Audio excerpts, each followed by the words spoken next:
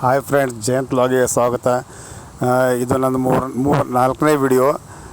ದಯವಿಟ್ಟು ಯಾರು ಸಬ್ಸ್ಕ್ರೈಬ್ ಆಗಲ್ಲ ಪ್ಲೀಸ್ ಸಬ್ಸ್ಕ್ರೈಬ್ ಆಗಿ, ಕಮೆಂಟ್ ಮಾಡಿದರೆ ಗೊತ್ತಾಗುತ್ತೆ ನಾವೇನು ಮಿಸ್ಟೇಕ್ ಮಾಡಿದ್ದೀವಿ ಅಂತ. ಸಬ್ಸ್ಕ್ರೈಬ್ ಆಗಿ ಕಮೆಂಟ್ ಮಾಡಿ, ವಿಡಿಯೋನ ಪೂರ್ತಿಯಾಗಿ ನೋಡಿ. ಇವತ್ತು ನಾನು ಹಾಕ್ತಿರೋ ವ್ಲಾಗು ದ್ವಾದಶಿ ಪೂಜೆದು. ದ್ವಾದಶಿ ಪೂಜೆ ಅಂದರೆ ಮನೆಯಲ್ಲಿ ದೇವ್ರ ಪೂಜೆ ಮಾಡೋದು ಮತ್ತು ಅದನ್ನು ದೇವ್ರ ನೈವೇದ್ಯ ಮಾಡೋದ್ರ ಬಗ್ಗೆ ಹೇಳಬೇಕು ಅಂತ ಅನ್ನಿಸ್ತಾಯಿತ್ತು. ಅದಕ್ಕೋಸ್ಕರ ಈ ವ್ಲಾಗನ್ನು ಮಾಡಿದೆ. ಪ್ರತಿ ದ್ವಾದಶಿನೂ ನಾವು ಇದೇ ರೀತಿಯೇ ಬೆಳಗ್ಗೆ ಎದ್ದು ಪೂಜೆ ಮಾಡ್ತೀವಿ. ಆದರೆ ಈಗ ನಾನು ಚಾನಲ್ ಸ್ಟಾರ್ಟ್ ಮಾಡಿದ್ರಿಂದ ಈ ವ್ಲಾಗನ್ನು ಹಾಕಬೇಕು ಅನ್ನಿಸ್ತು. ಅದಕ್ಕೋಸ್ಕರ ಇದನ್ನು ಮಾಡ್ತಾಯಿದ್ದೆ.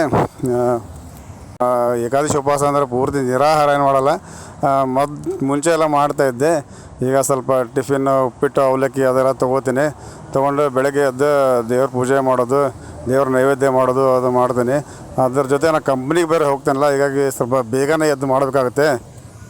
ಇದು ಬೇಗ ಅಂದ ತಕ್ಷಣ 4:30 5 ಗಂಟೆಗೆ ಎದ್ದೇಳಲ್ಲ.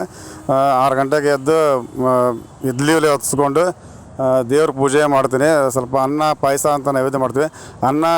ಅನ್ನ ಮಾಡಿ ಅದರಲ್ಲೇ ಸ್ವಲ್ಪ ಹಾಲು ಸಕ್ಕರೆ ಹಾಕಿ ಪಾಯಸ ಅಂತ ಮಾಡಿ ದೇವ್ರ ನೈವೇದ್ಯ ಮಾಡೋದೊಂದು ರೂಢಿ ಮಾಡ್ಕೊಂಡಿದ್ದೀನಿ. ಒಂದು ರಾಯರ ಪೂಜೆಯನ್ನು ಮಾಡ್ತೀವಿ. ಪ್ರತಿ ಗುರುವಾರನೂ ರಾಯರ ಪೂಜೆ ಮಾಡಿರ್ತೀವಿ. ಹಿಂದಿಂದ ನಾನು ಸ್ವಲ್ಪ ಹೂ ತಂದಿಟ್ಟಿರ್ತೀನಿ. ಸರಿ ಆಗುತ್ತೆ, ಅಷ್ಟರಲ್ಲಿ ಎಲ್ಲ ಮುಗಿಸ್ಕೊಂಡು ಹೋಗ್ಬೇಕು.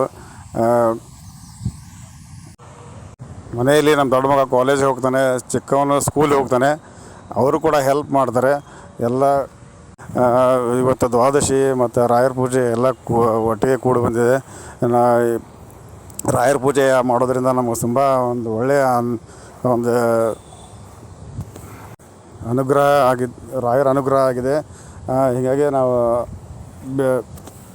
ನೀವು ಕೂಡ ಮನೆಯಲ್ಲಿ ರಾಯರ ಫೋಟೋ ಇಟ್ಟು ಪೂಜೆ ಮಾಡಿ.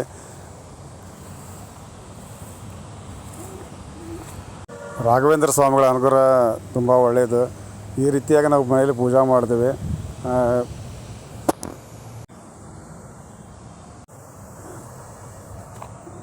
ಇದು ನಮ್ಮ ಮನೆ ದೇವ್ರ ಫೋಟೋ, ಹನುಮಂತ ದೇವರ ಕುಲದೇವ್ರ ಫೋಟೋ. ನಾನು ಈಗ ಹೊಸದಾಗಿ ಲಾಗ್ ಮಾಡ್ತಾ ಇರೋದ್ರೆ ಸ್ವಲ್ಪ ಹೆಚ್ಚು ಕಡಿಮೆ ಹೇಳೋದಾಗುತ್ತೆ. ಏನಾದರೂ ಮುಂದೆ ಬೇರೆ ಎಲ್ಲ ರೀತಿ ವಿಡಿಯೋನ ಇದರಲ್ಲಿ ಅಪ್ಲೋಡ್ ಮಾಡ್ತೀನಿ. ಸ್ವಲ್ಪ ನಿಮ್ಮ ಇದುವರೆಗೂ ವಿಡಿಯೋ ನೋಡಿದ್ದಕ್ಕೆ ತುಂಬ ಥ್ಯಾಂಕ್ಸ್, ಧನ್ಯವಾದಗಳು.